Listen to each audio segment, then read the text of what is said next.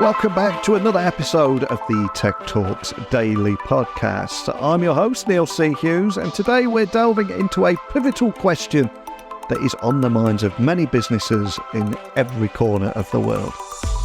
And that is AI and automation a friend or a foe? Well, joining me today to explore this intriguing topic is Shawn Herring, Chief Marketing Officer at a company called airSlate. And with his extensive knowledge in leading marketing teams across various stages of business growth, Shawn brings a wealth of knowledge on how small businesses can and are harnessing AI and automation for efficiency and growth. So from discussing the impact of AI and automation on business operations to the intriguing concept of a 4-day week, Shawn promises to provide us with unique insights today based on the latest report from airSlate. And that's one of the reasons I invited him on the show today, because that report highlights a fascinating statistic. And that is an incredible 94% of small businesses are confident about embracing AI and automation. So why are small businesses at the forefront of this technological adoption? With the scene perfectly set, I'm going to ask you to buckle up and hold on tight, because no matter where you're listening in the world, I'm going to be beaming your ears all the way to Indianapolis, where Shawn is waiting to talk about all this and much more. So a massive warm welcome to the show. Can you tell everyone listening a little about who you are and what you do? Yes, my name is Shawn Herring. I have the fortunate ability to be the Chief Marketing Officer for a company called airSlate, based out of the United States. I get to lead the global team in all things marketing, from product marketing to demand generation to branding. I've been there for 2 years. And thankfully, I have a big team around me that we have some big ideas that we're going to be taking to the market in the next couple of years on how we're going to grow through acquisition. So a lot of exciting stuff happening.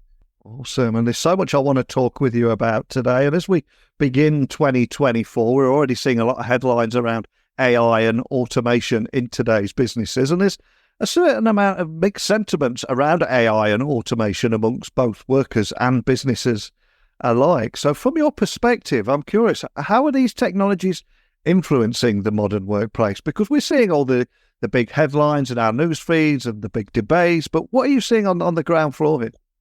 Yeah, we deal a lot with small businesses, consumer, and we're actually seeing a massive trend. We did research on this, but we're seeing a massive trend of there's no fear in automation.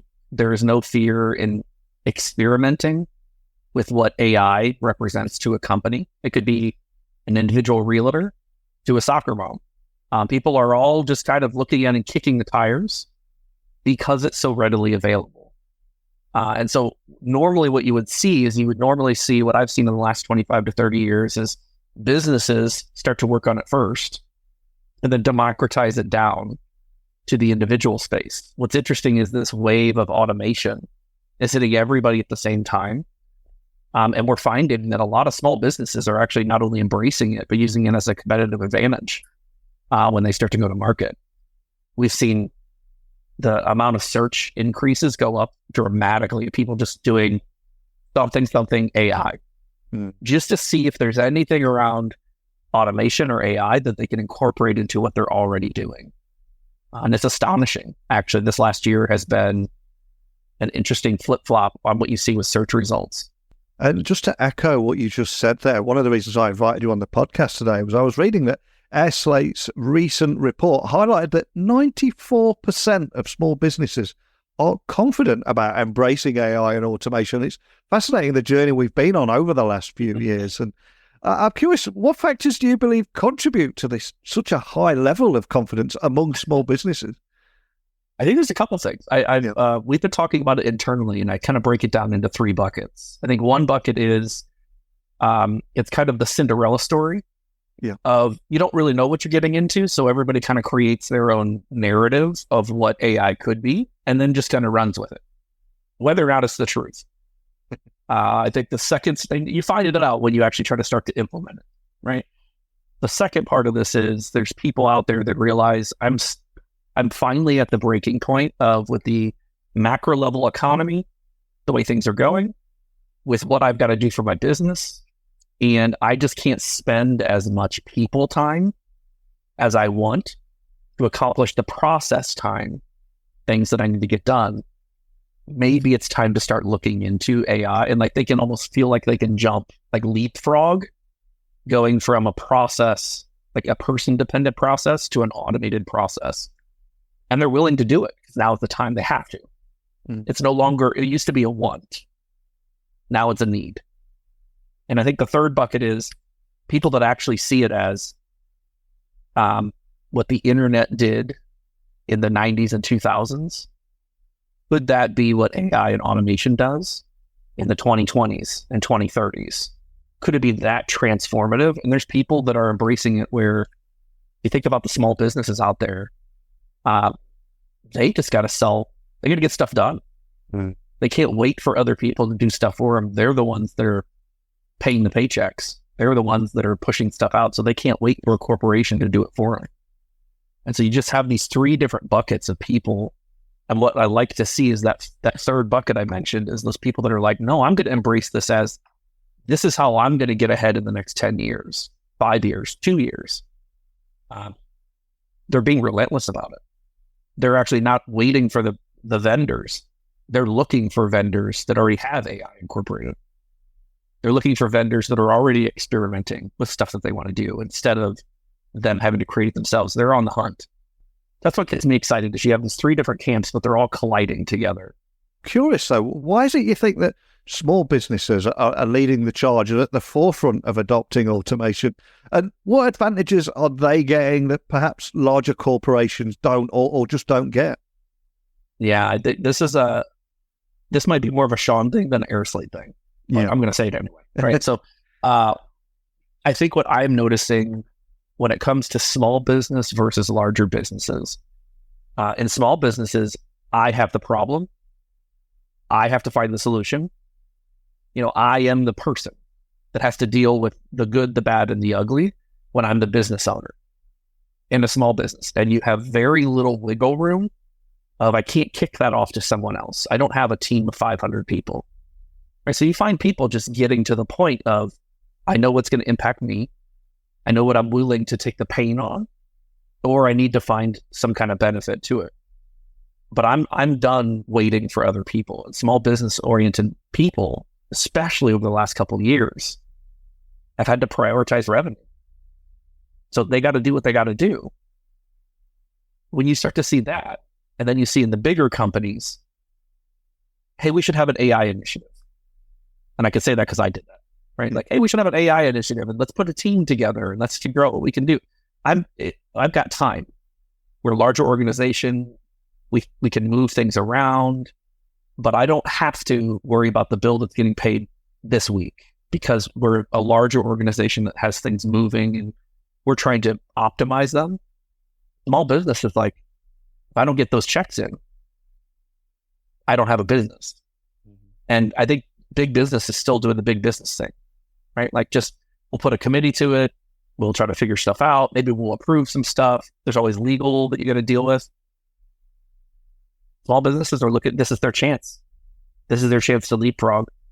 And I think the ones that are actually embracing it are starting to see significant results. And you just look at search in general. Like, and when I say search, I mean like Google search being search, just the way that search is starting to change now that people start to understand. I can type in a question instead of a random set of words. Like, I want to buy a van, that fits a family of 7. And I do this, like, I'm having a dialogue with an AI solution versus a van 2000, some cut up sentences. Small business leaders don't have time to do that anymore. They're like, look, if there's a better option, I'm going for it. Yeah. Meanwhile, you got businesses that have committees that have to approve levels of things getting done. So I think now more than ever, power is shifted to small businesses of being able to grow rapidly and not only adopt technology, but to actually use it as that advantage.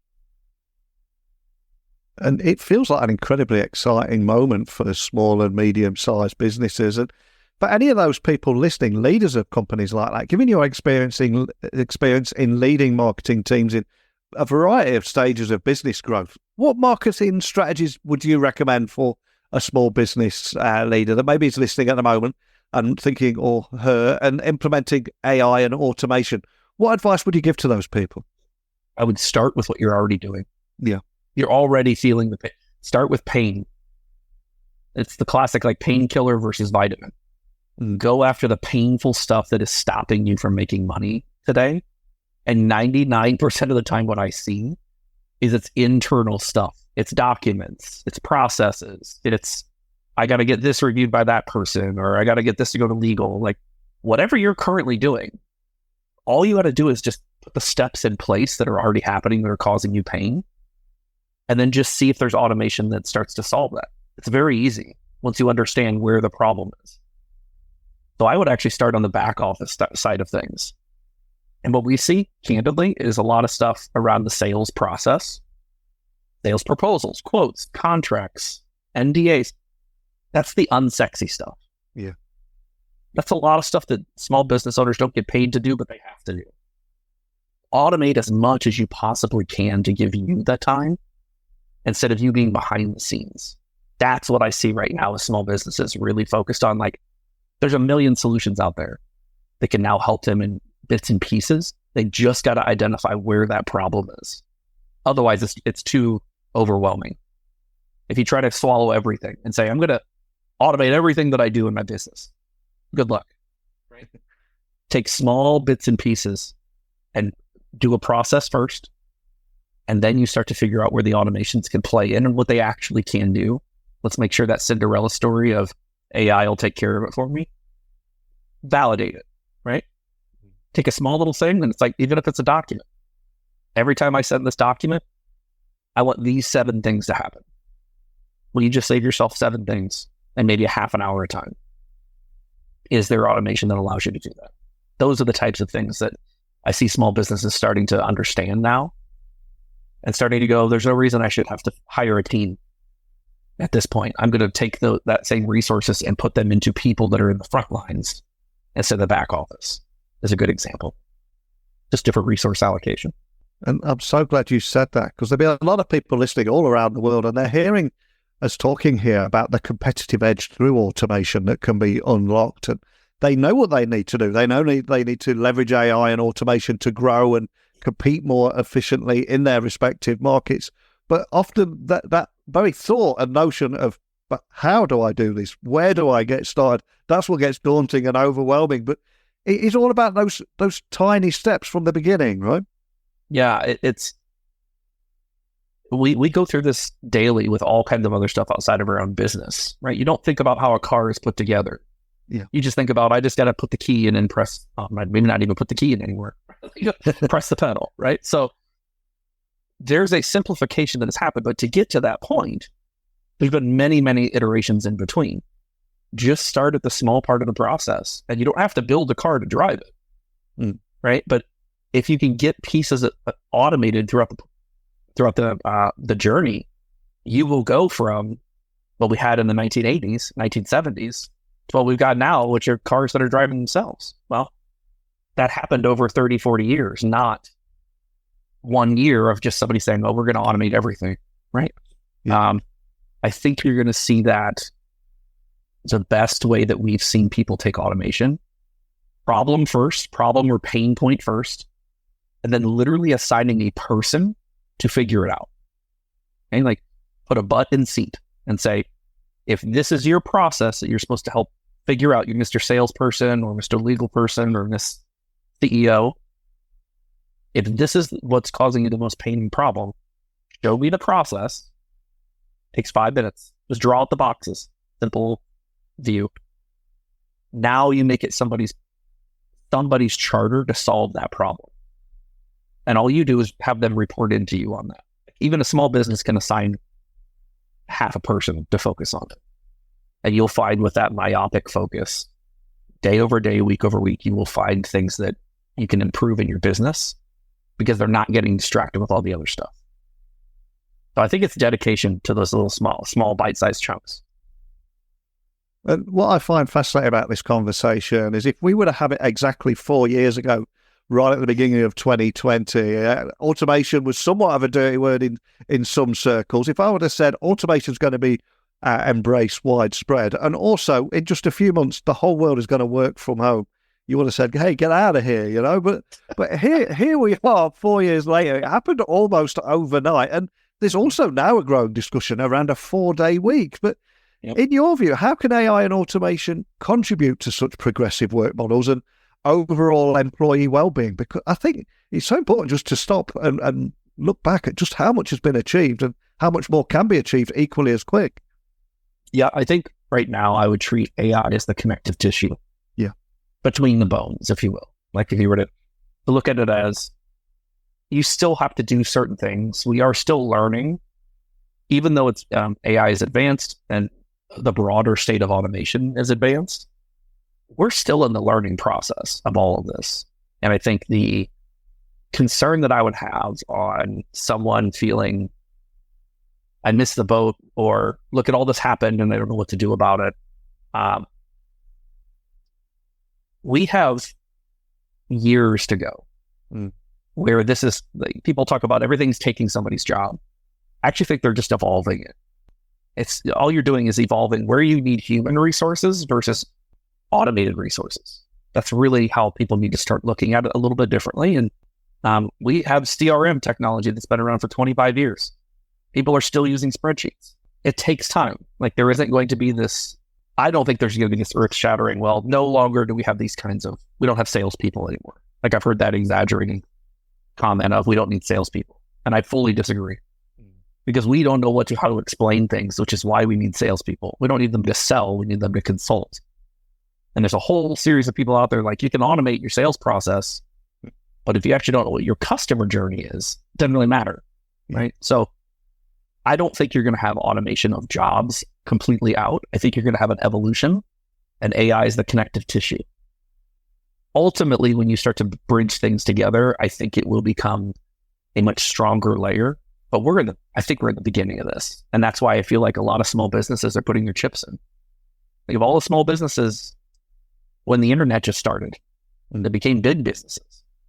Because they were like, I don't know what to do about it, but I'm going to do something. And there are some winners, there's some losers, but I think we're in the same state as automation. Of course, we are recording this right at the beginning of 2024, which means it's time for me to ask you to gaze into my virtual crystal ball and look at some of those future trends around AI and automation that everyone's desperate to try and work out as quickly as possible. So looking ahead, what do you see as the key trends or developments in AI and automation that small businesses in particular should be preparing to capitalize on this year? I do believe we are going to see this year taking AI from a novelty of a kicking the tires, could we do something, can we, to a more of a mandate of what are we going to do.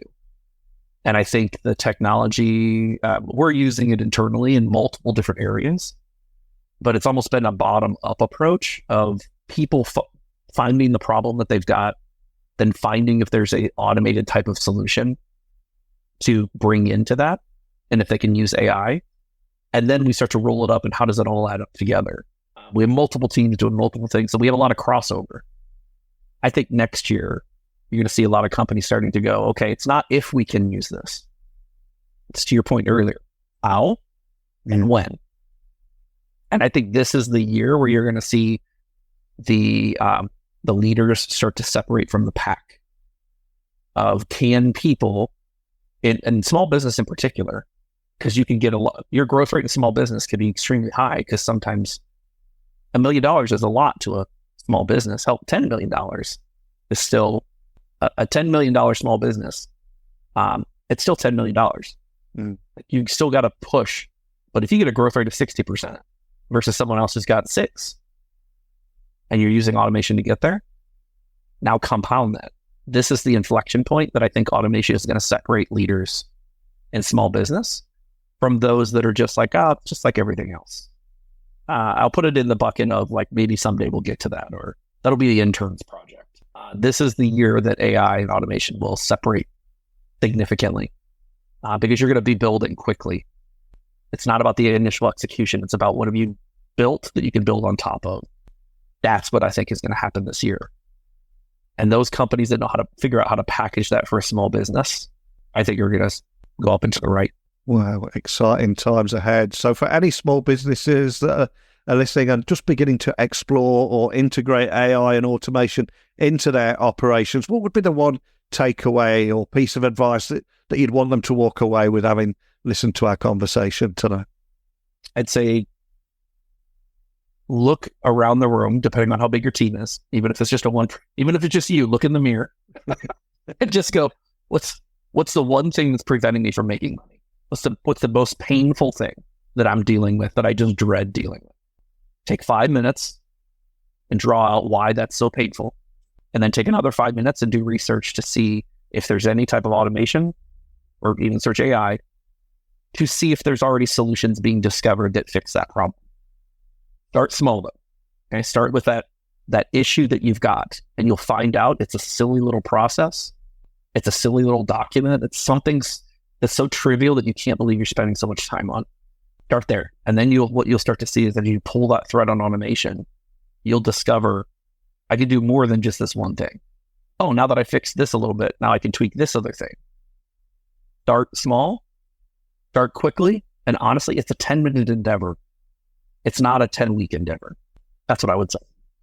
Wow, fantastic advice. And I'm conscious that we've talked a lot about your successful career, the companies that you've worked for and problems that you've solved along the way. And obviously, we've done a fair bit of looking into the future today. But as we come full circle, I'm going to ask you to reflect and look back on your career now, because none of us are able to achieve any degree of success without a little help along the way. So if I was to ask you, is there a particular person that you're grateful towards, maybe saw something in you early on in your career, invested a little time in you, and maybe you credit them with getting you where you are today to a certain degree? Who would that person be that you'd like to give a little shout out to today? Yeah, I think my first foray into the software world was I was brought in by a person called Kevin Babowski. It was at Exact Target. I was working before that. I was working in life science and healthcare. I was doing marketing, but I was working in the industry of healthcare. Super slow, very regulated. Like, I'm talking about stuff that might get launched 2 years from now. Didn't really jive with kind of the instant gratification I was looking for. So Kevin Babowski took a chance on me, and he pulled me into discussions and basically helped create a team that was just called Outbound Marketing. And he just said, he's like, figure out how we're going to work with sales. And I was like, awesome. That's like a great thing to do. Kevin took a chance on me, and the CMO at the time was Tim Kopp.